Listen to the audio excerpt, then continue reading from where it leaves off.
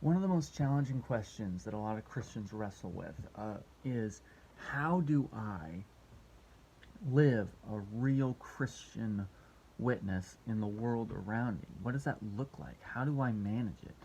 And I think to try and express this or try to explain it, I'm going to use a story from a concert I went to, and I'm going to fanboy a little bit. Um, you don't know, I'm a huge Skillet fan. I've been a huge Skillet fan pretty much my whole life, and I've seen them perform almost a half dozen times, at least, probably like five maybe, and they always just absolutely kill the show. But they were touring with Breaking Benjamin about 2 years ago. Saw them down in Evansville, and it was a really great show and everything. And Breaking Benjamin was actually the headliner, so it gets to that point in the concert where like the headliner's up and it's in between songs and they're talking about the other acts that were there, Fight the Fury, Skillet, and Under Oath, talking about them and some like just kind of doing stuff while they're changing instruments and things. And he told the story of that they've toured together before, and at that in that previous tour, the guys from Big Human pulled aside the guys and girls from Skillet, and it's like, so what's the deal with this name, Skillet? Why are you called that? And he said this, and I don't really like using this color of language, but it's kind of important to the way the story works, so I'm going to tell it verbatim. So he's up at the mic. He's like, well, and he's saying this like on behalf of John Cooper. So he's just like, so he tells me, right? Well, when you put a bunch of shit in a pan, wait, hold on.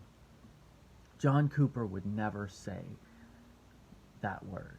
He would never. It was actually like you put a bunch of crap or you put a bunch of junk in a pan and you just like make it, and that ends up being just like kind of a mixed together thing of food, and then you eat it and it's good.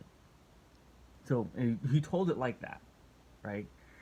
And so ever since that moment, I've been stunned by that, like that the way he told that, because any other person, even including me, if somebody was to say that I said that word, or if I said something, or I dropped an F bomb or something like that, it's reasonable to just kind of accept it and go along. Like you just, okay, fine, whatever, no big deal.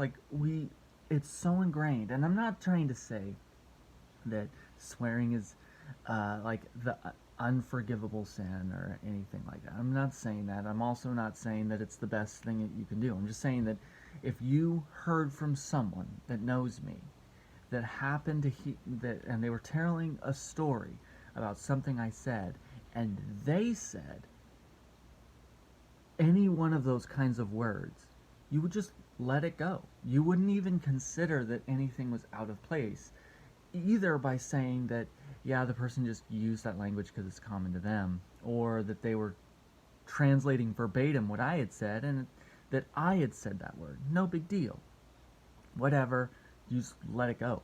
But do you have a Christian testimony that is so solid, that is so unwavering, that people telling stories about you are so unwilling to tarnish your reputation in their eyes that they're willing to backpedal off of things as simple as the language used to describe you? Do you have that kind? And I can definitely confess, I don't. And a lot of people would even say that maybe Skillet doesn't have that because, just for some background, they've toured with Breaking Benjamin, obviously, a couple times. They've toured with Korn. And as a youth person, a young person, I had a youth pastor actually wrote out a newsletter to all the parents in the church telling them to take away, burn, destroy, not let their kids listen to Skillet's music anymore the first time they toured with Korn, because now they're not saved anymore and they're all going to hell and they've irrevocably damaged their testimony and all this kind of jargon. Well, fast forward in the story, 3 of the members of Korn left the band because they had explicit salvation experiences. Brian Head Welch, for instance, just like completely out of music for a while, was going around. He wrote a book. He was doing speaking tours. Now, like, maybe people overreacted back then. Maybe.